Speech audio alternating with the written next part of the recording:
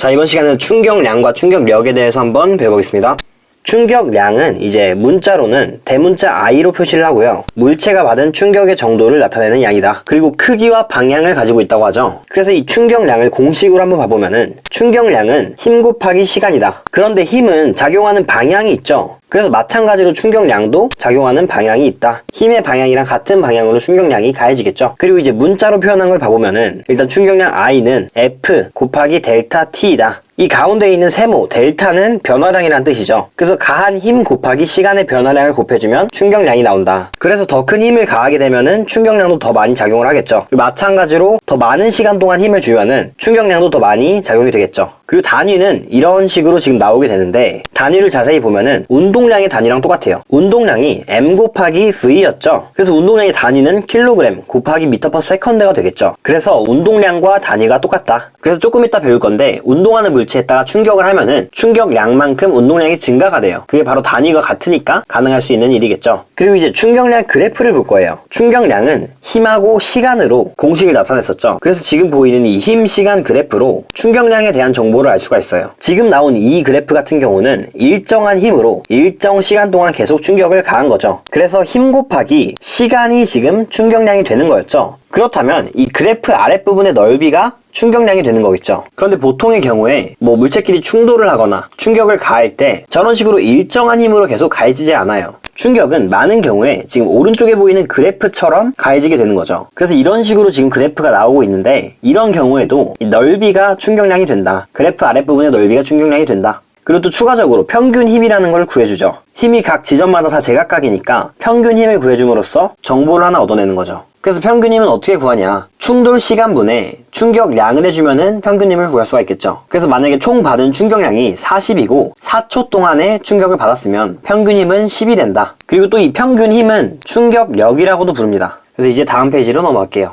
이제 운동량하고 충격량의 관계에 대해서 볼 건데 이 부분은 이제 굉장히 중요한 부분이에요. 그래서 별표를 이제 2개를 칠 거고 아까 전에 말했듯이 충격량이랑 운동량은 단위가 같아요. 그래서 충격량을 가한 만큼 운동량이 변하게 되는 거죠. 그래서 문제를 풀다가 충격량이라는 단어를 발견했다. 그러면 운동량의 변화량이구나 라고 생각을 할 수 있어야 되고 또 반대로 운동량의 변화량이라는 단어가 있다. 그러면은 이게 충격량이구나 라고 생각을 할 수 있어야 되는 거죠. 그래서 운동량의 변화량은 나중 운동량에서 처음 운동량을 빼주면 되겠죠. 그래서 밑에 예시를 한번 봐볼게요. 일단 운동량은 m 곱하기 v였죠. 그래서 운동량은 질량 곱하기 속도이다. 그래서 지금 어떤 3kg짜리 물체가 이동을 하고 있고 이동 안에 계속해서 F라는 힘을 받고 있죠. T초 동안 F라는 힘을 받고 있다. 그러면은 F 곱하기 델타 T가 충격량이 되는 거죠. 그래서 이 값을 구해볼 거예요. 운동량은 질량 곱하기 속도였으니까 3 곱하기 2를 해주면 6이 나오죠. 처음 운동량은 6이 나오고 두 번째로 나중 운동량은 3 곱하기 4 해서 12가 나오죠. 그러면 운동량의 변화량이 6이 나온 거죠. 그래서 운동량의 변화량은 즉 충격량이다. 충격을 받았으니까 운동량이 증가한 거죠. 그래서 이 값은 충격량이 된다. 그래서 이런 식으로만 구해주면 되는 거예요. 그래서 이런 운동량의 변화량을 크게 하는 예시를 한번 볼게요. 지금 첫 번째 그림에선 대포를 쏘고 있는데 이 대포에 충격량을 더 많이 주기 위해서 공을 더 멀리까지 날려보내기 위해서는 지금 보이는 얘가 포신이라고 해요. 포신. 그런데 포신의 길이를 길게 해주면은 충격량이 더 많이 가해지는 거죠. 왜냐면 충격을 받는 시간이 늘어나니까. 그래서 포신의 길이를 길게 해준다. 그러면 운동량의 변화량을 크게 해줄 수 있다. 그 두 번째로 지금 야구공을 배트로 치고 있죠. 그래서 더 멀리까지 날려보내려면은 끝까지 휘둘러 주는 거예요. 끝까지 휘둘러 주면은 접촉 시간이 늘어나겠죠. 그래서 충격량은 I는 F 곱하기 델타 T였는데 지금 이 충돌을 받는 시간을 더 늘려주면 충격량을 늘려준다 라는 말이죠. 다음 페이지로 넘어갈게요.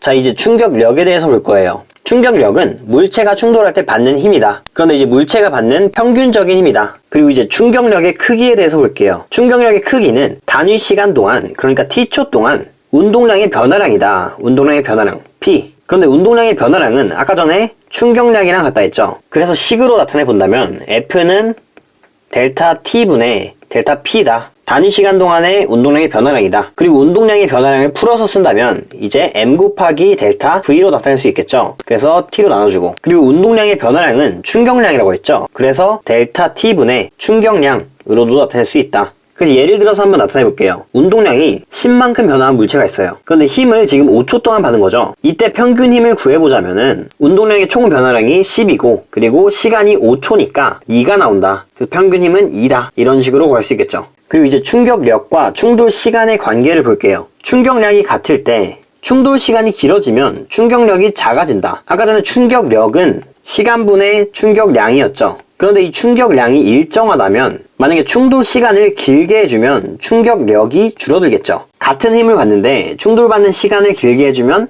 평균적으로 받는 힘이 줄어들겠죠. 그래서 이거를 말해주는 거고요. 왼쪽에 예시 그림을 보면은 유리컵을 맨 바닥에 떨어뜨렸을 때와 지금 쿠션 위에 떨어뜨렸을 때를 비교하고 있죠. 그런데 맨 바닥에서는 깨지고 쿠션 위에서는 안 깨진다. 그런데 이 이유가 바로 충돌 시간의 차이 때문이다. 쿠션에 떨어지면은 오랜 시간 동안 힘을 받겠죠. 그래서 이 유리컵이 버틸 수 있는 거다. 보면은 둘이 지금 같은 높이에서 떨어지기 때문에 지면에 도달할 때 받는 총 충격량은 같아야 돼요. 그래서 지금 오른쪽에 그래프를 보면은 그래프 아랫부분의 넓이가 충격량이라고 했죠. 그래서 이 SA랑 SB는 같을 수밖에 없다. 그래프 아랫부분의 넓이는 충격량이니까 같다. 그래서 뭐 당연하게 충격량도 A하고 B가 같다. 그런데 지금 힘을 받는 시간이 B가 더 긴 거를 볼 수가 있죠. 지금 그래프에서 B는 이만큼의 시간 동안 충격을 받았고 A는 이만큼의 시간 동안 충격을 받았죠. 그래서 결론적으로 충격력이 A의 경우에 더 크다는 거죠. 그리고 B의 경우에는 충격력이 좀 작다. 그래서 컵이 힘을 버틸 수가 있었다. 이런 식으로 정리를 해주면 될 것 같아요. 시험에 무조건 나오는 유형이기 때문에 확실하게 정리를 해두셔야 돼요.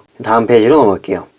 그래서 이제 충격 완화를 하는 예시가 있는데 이 예시의 키포인트는 충격 시간을 늘리는 거죠. 첫 번째 예시로는 보호대가 있어요. 이 보호대도 결국에는 충격 시간을 늘리는 거예요. 그래서 충격력을 낮추는 거죠. 그래서 순간적으로 받는 힘이 훨씬 더 작아진다. 그 다른 예시로는 뭐 범퍼, 에어백, 에어매트 다 비슷하죠? 그 두 번째 그림은 무릎을 구부리면서 착지 시간을 늘린 거예요. 그래서 이제 신체에 무리가 가지 않겠죠? 그래서 충격력이 낮아지기 때문에 신체에 무리가 덜 간다. 세 번째로는 손을 뒤로 빼면서 이 공하고의 충돌 시간을 늘리는 거죠. 속도가 매우 빠른 야구공을 한 번에 잡으려고 하면은 손목에 무리가 올 수 있겠죠. 그래서 뒤로 빼면서 충돌 시간을 늘려서 충격력을 낮춘다 라고 보면 될 것 같아요. 그래서 오늘 수업은 여기까지고 영상이 유익하셨다면 구독 눌러주시고 또 좋아요 눌러주시면 감사하겠습니다.